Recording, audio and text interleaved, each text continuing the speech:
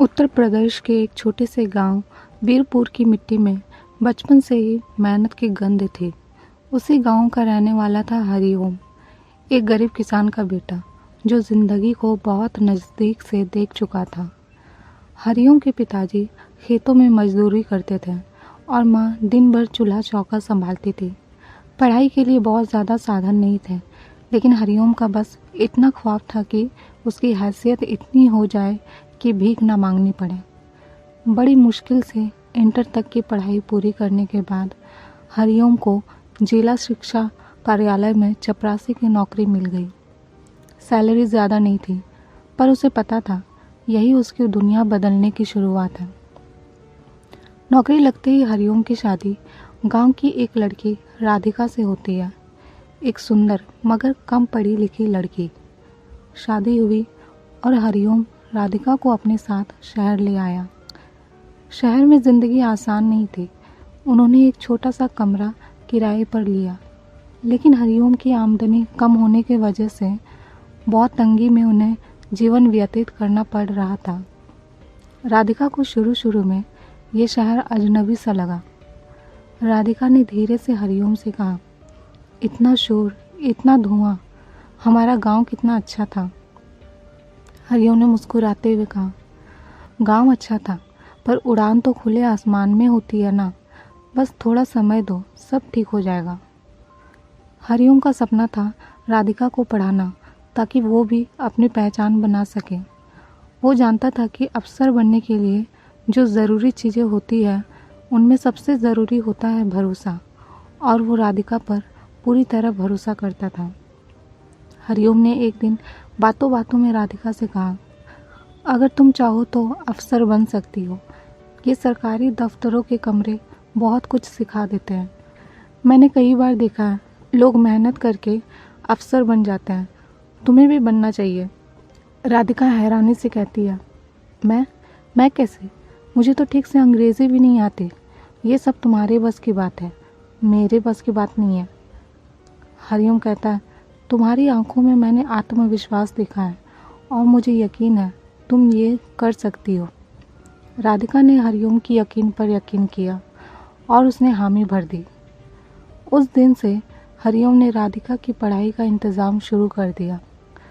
हरिओम खुद सुबह 6 बजे उठकर खाना बनाता, झाड़ू पोछा करता और राधिका को किताबों में बैठा देख मुस्कुराता। तुम बस पढ़ो, बाकी सब मैं संभाल लूँगा। राधिका की पढ़ाई के लिए कोचिंग की फीस, किताबें, नोट्स, सब कुछ हरिओम ने अपनी सैलरी के छोटे छोटे हिस्सों से जोड़ा। कभी साइकिल पर ऑफिस जाता, कभी एक वक्त खाना छोड़ देता, लेकिन राधिका की पढ़ाई रुकी नहीं। उन दिनों उनका जीवन बहुत सीमित था।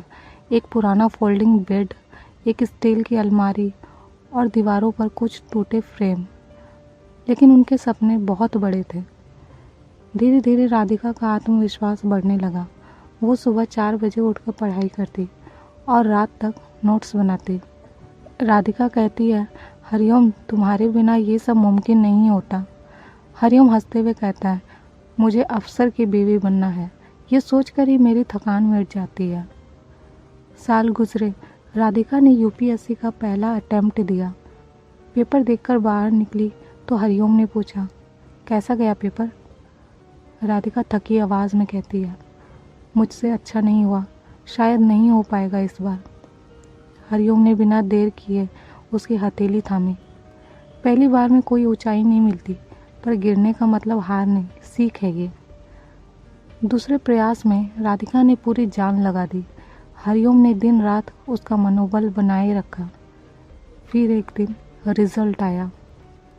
रोल नंबर मिलते ही हरिओम ने चिल्लाकर कहा, तुम अफसर बन गई राधिका, अफसर। हरिओम की आंखों में आंसू होते हैं। राधिका सन्न रह गई। उसके हाथ कांप रहे थे। आंखों में आंसू, चेहरे पर मुस्कान। हम दोनों बन गए अफसर, मैं कागज़ पर और तुम दिल से। हरिओम ने उसे गले से लगा लिया। हरिओम धीरे से कान में कहता है, अब मेरी मेहनत सफल हुई, बस तू मुझे कभी मत छोड़ना राधिका। राधिका आंखें बंद करके कहती है, कभी नहीं, मैं तुम्हें कभी नहीं छोड़ सकती।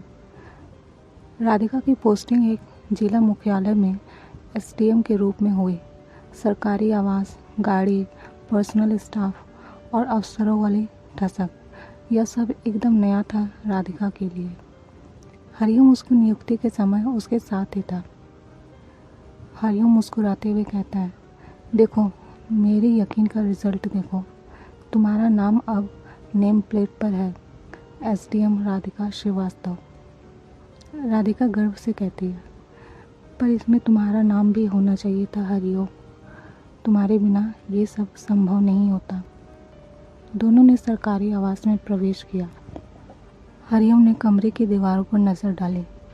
अब यह जगह उस छोटे किराए वाले कमरे से कितनी अलग थी। पर एक बात अब धीरे धीरे बदल रही थी। राधिका का पहनावा, बोलचाल, हाव भाव और सोच। वो अब साड़ियों की जगह ब्रांडेड सूट और स्टाइलिश चश्मे पहनने लगी थी। बातें अब अंग्रेज़ी में होने लगी थी, खासकर ऑफिस स्टाफ के सामने। ऑफिस में राधिका की मुलाकात होती है एक तेज तर्रार अधिकारी से, विवेक शर्मा। विवेक शर्मा जो उसी जिले में जिलाधिकारी था, पढ़ा लिखा, प्रभावशाली, कॉन्फिडेंट और स्मार्ट। विवेक हंसते हुए राधिका से कहता है, आपकी रिपोर्ट बहुत सटीक होती है मैम, आपकी सोच में सच्चा प्रशासन दिखता है। राधिका मुस्कुराते हुए जवाब देती है, थैंक यू सर, आपकी तरह काम करना सीख रही हूँ। अब हर मीटिंग के बाद विवेक राधिका से बात करता। Coffee, presentation, call, field visit, धीरे धीरे बातचीत और बढ़ने लगी। हरिओम को ये सब थोड़ा खटकता था। लगता है वो विवेक शर्मा तुम्हारे बहुत करीब रहता है, हरिओम ने राधिका से पूछा। राधिका थोड़ी चिढ़ जाती है। वो मेरे सीनियर है, तुम्हें दिक्कत क्यों होती है जब कोई मेरी तारीफ़ करे? हरिओम धीरे से कहता है, बस यूं ही पूछा, पहले तुम ऐसी बातों पर मुस्कुरा देती थी, अब झल्ला जाती हो। राधिका की नई दुनिया अब बड़ी और चमकदार थी। बड़े अफसर, बड़े बंगले, बड़ी बातें, पर हरिओम अब उस दुनिया का हिस्सा नहीं लगने लगा था। राधिका को अब शर्म महसूस होने लगी थी अपने चपरासी पति से। एक बार एक ऑफिस पार्टी में राधिका ने हरिओम को इनवाइट नहीं किया। हरिओम ने राधिका से पूछा, तुम्हारे ऑफिस में पार्टी थी ना, बुलाया क्यों नहीं? हर जगह तुम्हारा साथ ज़रूरी नहीं है हरिओम, वहाँ सब बड़े अधिकारी थे और तुम समझते हो ना। हरिओम चुप हो गया। उसकी आंखों में जो सपना था उसमें दो लोग थे, लेकिन अब एक ही उड़ रहा था, दूसरा बस देख रहा था। अब राधिका देर से घर आती थी, कभी कभी फ़ोन पर मुस्कुराकर बात करती, लेकिन जब हरिओम पूछता तो टाल देती। एक दिन हरिओम ने पूछ ही लिया, तुम मुझसे दूर क्यों हो रही हो राधिका? राधिका ने कड़क होकर जवाब दिया, क्योंकि मैं अब बड़ी जिम्मेदारियों में हूँ। तुम्हें समझना चाहिए कि अब मैं वो साधारण राधिका नहीं रही, मैं अब अफसर हूँ। हरिओम धीरे से कहता है, अफसर बनने में मैंने भी हिस्सा लिया था राधिका, क्या अब मैं तुम्हारे लायक नहीं रहा? राधिका कहती है, शायद नहीं। ये शब्द सीधा हरिओम के दिल में छुरे की तरह चुभे। अब राधिका कई बार देर रात तक बाहर रहती। एक रात 11 बजे जब वो लौटी तो हरिओम ने दरवाज़ा खोला। इतनी देर कहाँ थी? डीएम सर के साथ विजिट पर थी, और हाँ, आपसे मुझे किसी को जवाब देना ज़रूरी नहीं है। हरिओम रुआंसा हो जाता है। क्या तुम अब मुझसे प्यार नहीं करती? शायद अब वो एहसास नहीं बचा। अब राधिका के दिनचर्या में हरिओम का नाम लगभग गायब हो चुका था। अंदर ही अंदर हरिओम टूटता जा रहा था। उसने कभी राधिका के अफसरी में टांग नहीं लड़ाई, ना ही उसके फैसलों में दखल दिया। एक दिन हरिओम ने देखा राधिका और विवेक शर्मा एक रेस्टोरेंट में साथ में डिनर कर रहे थे। दोनों मुस्कुरा रहे थे, बेहद निजी लम्हों की तरह। हरिओम की आंखें भर आई। उस रात हरिओम ने घर आते ही राधिका से सवाल किया, क्या तुम अब मुझसे प्यार नहीं करती राधिका? हर बात का जवाब देना मेरी ड्यूटी नहीं है और तुम्हारा हक अब शायद नहीं रहा। हरिओम गहरी सांस लेता है। मैंने अपना पेट काट कर तुम्हारी किताबें खरीदी थी, चपरासी की सैलरी से अफसर बनाया तुम्हें, क्या अब मेरा वजूद ही मिटा दिया जाएगा? राधिका गुस्से में कहती है, मैं तुम्हारे एहसान तले ज़िंदगी नहीं जी सकती। अफसर हूँ और मुझे एक नया जीवन चाहिए। मैं एक चपरासी की बीवी बन के नहीं रह सकती। हरिओम की आंखों में आंसू आ जाते हैं। मैंने तो तुमसे सिर्फ प्यार मांगा था, औहदे नहीं। कुछ दिन ऐसे ही बीतते हैं। फिर राधिका हरिओम को स्पष्ट रूप से कह देती है, जिसे सुन के हरिओम के पैरों तले ज़मीन खिसक जाती है। मैं तलाक चाहती हूँ। ये रिश्ता अब जिंदा नहीं है। मैं विवेक के साथ आगे बढ़ना चाहती हूँ। हरिओम स्तब्ध हो जाता है। विवेक? तो सच था वो सब?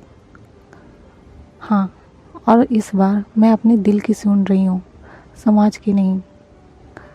काश कभी मेरी मेहनत की आवाज़ भी तुम सुन पाती।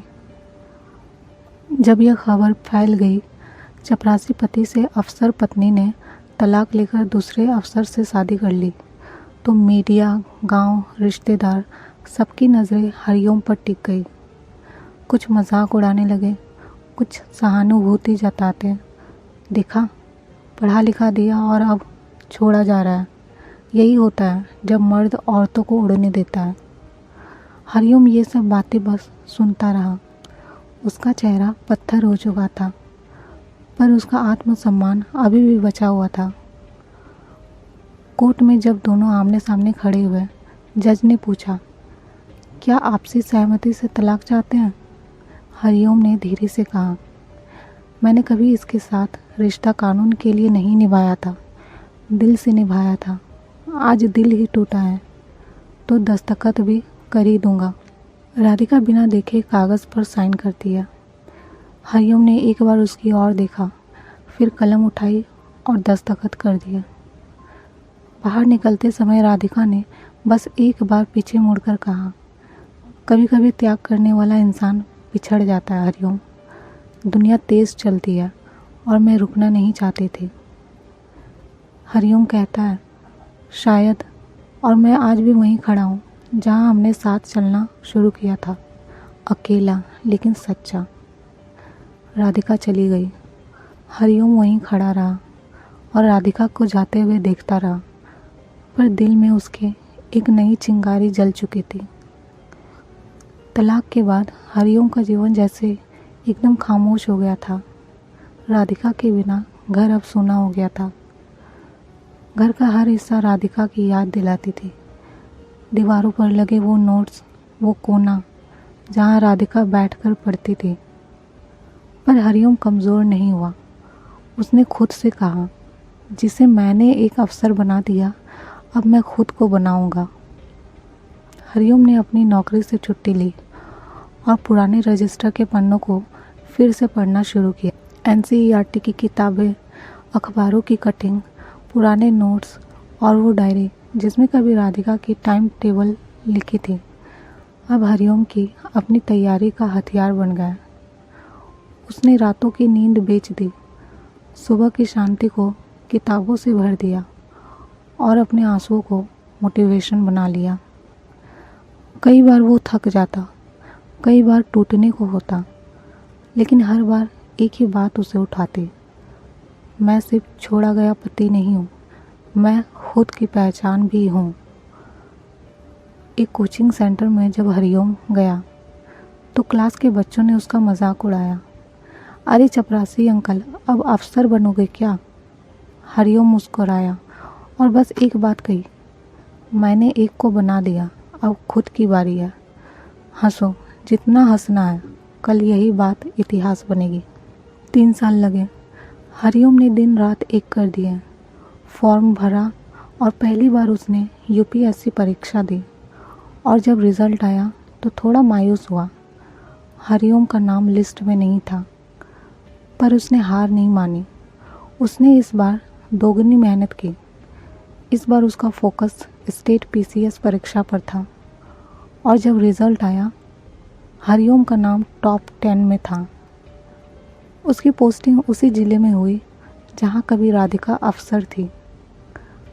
राधिका अब विवेक शर्मा की पत्नी थी। वो खुद का ट्रांसफ़र किसी दूसरे राज्य में करवा चुकी थी, लेकिन जिला स्तरीय एक सरकारी कार्यक्रम में दोनों को आमंत्रित किया गया। जिले के नए उप जिलाधिकारी श्री हरिओम कुमार जी को जैसे ही मंच पर आमंत्रित किया गया, पूरा हॉल तालियों से गूंज उठा। राधिका मंच से देख रही थी। वही आदमी जिसे उसने छोड़ा था, उसकी हैसियत, उसका छोटा पद देख के आज वो उसी जगह पर है जहां हरिओम ने कभी दिन रात एक करके राधिका को पहुंचाया था। हरिओम ने मंच पर आकर कुछ नहीं कहा, बस माइक पकड़ा और बोला, यादें टूटी लेकिन वही यादें मेरी ताकत बनी। चपरासी था लेकिन सोच हमेशा अफसर की थी, और उसी सोच और उन्हीं यादों ने मुझे आज यहाँ लाके खड़ा किया है। आज मैं खुद को धन्यवाद देता हूँ क्योंकि मैंने खुद को कभी नहीं छोड़ा। पूरा हॉल खड़ा होकर तालियां बजाने लगा। कहानी वहीं ख़त्म नहीं होती है।